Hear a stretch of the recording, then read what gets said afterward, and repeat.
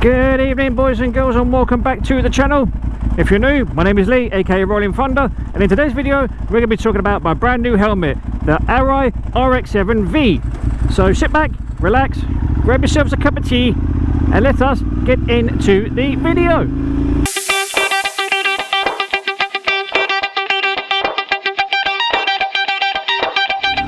So boys and girls, how are we all doing? I hope you're all well. I hope COVID-19 isn't affecting you too badly. And as the title of the video suggests, we're going to be talking about my new helmet. So I finally took the plunge. I got myself an RX7-V in maize black. And what I will do, as we're talking, I will throw up a couple of pictures of what the maize black looks like.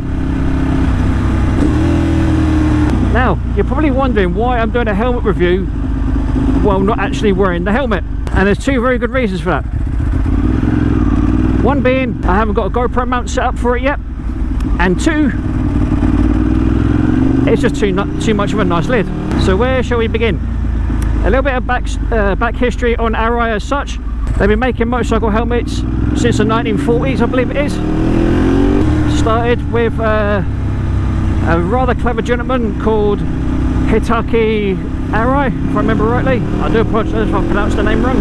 As a motorcyclist himself, he decided that he would spread the word of Arai and make it one of the best, most loved, most well-known brands in the world. So basically, the RX7-V, it's been around for a long time. There's been many different variations of it, going back as far as about 15-20 years ago.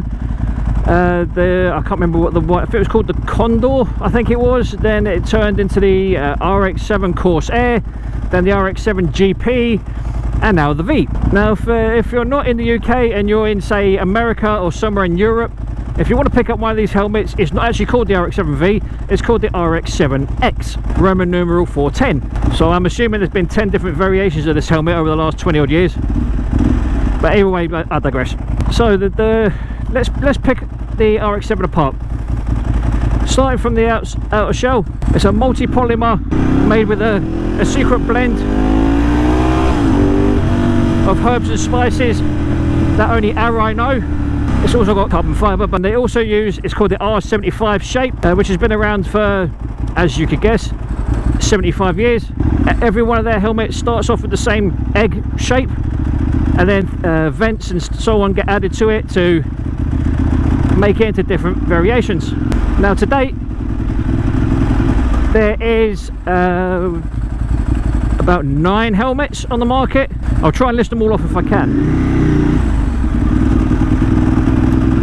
We've got the entry-level debut and the Axis 3, followed by the Chaser X, which used to be called the Chaser V. Then there's the Profile V. There's also the Rapide, which is basically a full-face retro-looking helmet. So for all you guys that ride Z800s and stuff like that, that's a lid definitely for you guys. Very much an old school lid, very cool looking, very retro sort of styling. Also another model that they brought out was the QV Pro, which if I'm honest was probably their worst lid to date. Then there's the Renegade, which is also on the same sort of par as the old Rebel in terms of its design and stuff. But each one has slightly different features and benefits. For example, the debut, which is the entry-level model, doesn't have any adjustable headliner or cheek pads, or any customizable headliner or cheek pads, should I say. Whereas the, if I remember rightly, the Renegade, the Rapide, and the RX7 do. Also, another little tidbit of information, I don't know if it may be common knowledge, it may not be, but if it's not, surprise. If it is, you'll already know. The RX7 is called the RX7 because of the amount of vents it's got. And if I remember rightly, in terms of the amount of vents that it's got one in the chin, 2 in the visor, 2 in the another 2 higher up in the forehead, and then 1 by the crown. I feel like my rear tire's gone flat. It's not, but it feels like it. It's because it's getting squidgy. But anyway, so that's the reason why it's called the 7. Also, with the RX-7, it comes with a pin lock insert. And if you guys don't know what pin lock is, where the fuck have you been living for the last 5 years? As well as having the pin lock in the box, which is a really nice touch, you can buy things like tinted visors, both your standard race tint and iridium. Personally speaking, I don't really like the iridiums. I'm about to be joined by someone on either an R1 or an R6.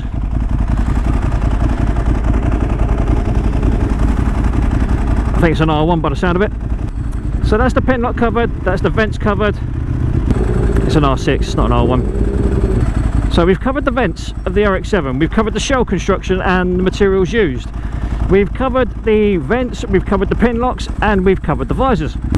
This is another really cool feature that the RX-7 has, is that it has adjustable headliner. And you're probably wondering what I mean by that. And I don't mean you can tear bits out of it or cut things up or whatever. It's not like that. No. The way the headliner in the RX-7 works is quite unique to Arai as a whole. They've got a system built into the headliner where you can actually tighten the crown or loosen it. So say for example you're one of these guys that's got quite a big forehead, say, you can loosen the top of the crown so the actual padding sits where it should do and it doesn't, you know, dig into the top of your head. Likewise, you can go the other way, and if you're the sort of guy that's got a bit of a peanut head but you've got quite fat cheeks, you can turn it around and have the bottom half, what do you call it, had the crown pulled in so it actually fits your head shape properly. So instead of it sitting round by your eyebrows, it actually sits on the top of your head. So as you can imagine, the adjustability is not infinite, but it's close enough, and that is fucking amazing in my opinion. And I haven't had to do anything with the RX-7 that I bought. Literally I took it out of the box, took it out of the bag, stuck up my head, boom, done. No drama, no uncomfortableness, no dodgy fitment, nothing, just straight on, boom, done. And that's what you want from a premium helmet. You know, the RX-7, in my opinion, is probably the most premium helmet I'll ever own. To which case, you know, you can't really get much better in my opinion. You really can't. I mean, naturally you can get things that are close. The RX-7 you cannot beat. You cannot beat it for performance, you cannot beat it for fitment. You just can't. There's just something about the RX-7 that just works for a lot of people. And the way it just sits so nice on your head. There really is not anything better. And I don't care what anyone says. In my opinion, there just fucking isn't. There just really isn't. But naturally there's going to be someone who's going to disagree with me and want to try to say, oh, you know, this is better, that's better, this brand is better, that brand is better. You know, fine, you know, you can have your opinions. I've got no problem with that. You can have your opinions, it doesn't bother me. But from personal experience, and I've actually crashed in an Arai, I personally would not want to crash in anything else other than an Arai. And I know I said, obviously the lid I'm wearing now, the HJC, is good, and don't get me wrong, it is a really good lid, but it's not premium. It's nowhere near as premium as what you'd expect it to be, or as much as you'd like it to be. But then again, what can you do for 150 quid? You're not going to get the best lid on the market for 150 quid.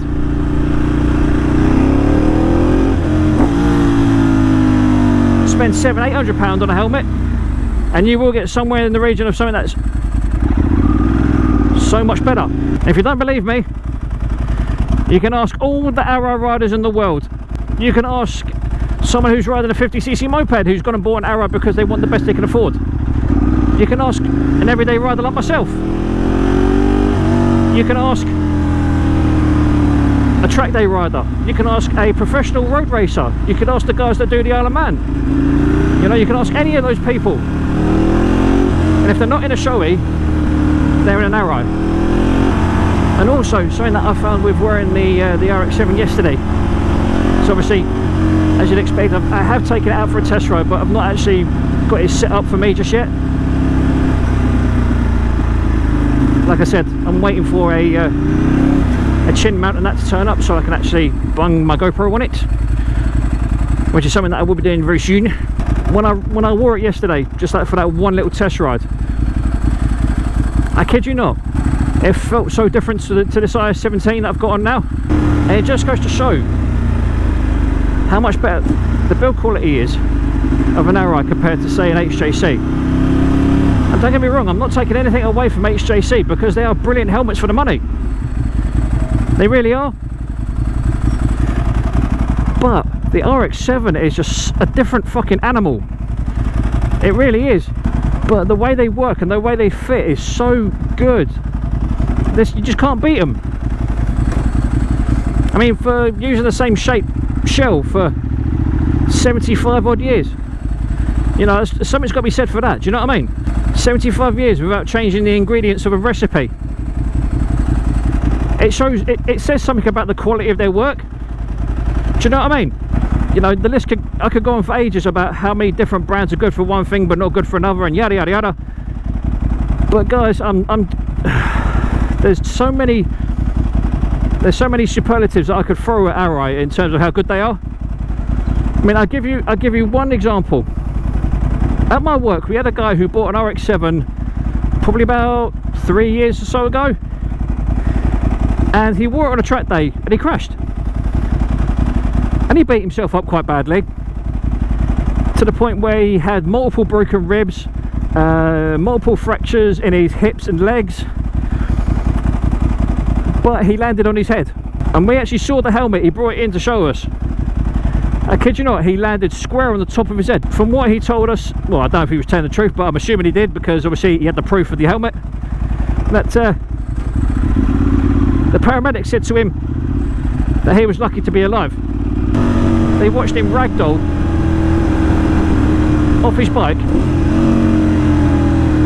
and from what they saw, they thought he was dead. They really did. They thought he had died on impact, because he landed flat on the top of his head.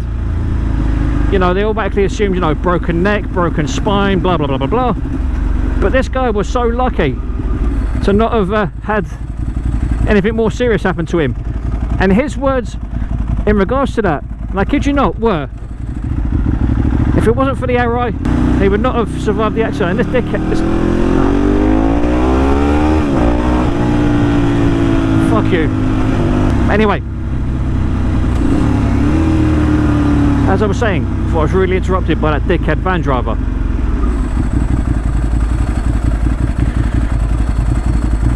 The RX7 is a thoroughbred helmet. There's nothing better, in my opinion. I kid you not, I can count, well, it'll take more than 2 hands to count on how many RX7s we sold in the last month or so. I think we've sold some in the region of about maybe 15-20 RX7s in the last month and a bit. But anyway, guys, as always, I would just like to say thank you for all the love and support, as always. It's greatly appreciated. All the comments and the likes and all the sharing that goes on. You know what they say, sharing is caring and all that. But seriously, hand on heart, I do really appreciate all the love and support that I'm getting from you guys. It does mean a lot to me, it really does. It also gives me the motivation to do what I do. So I know, admittedly, sometimes my videos can get a little bit boring, and yes, I know sometimes I can waffle on about the same shit. And yes, okay, I do keep going in the same directions over and over and over again, but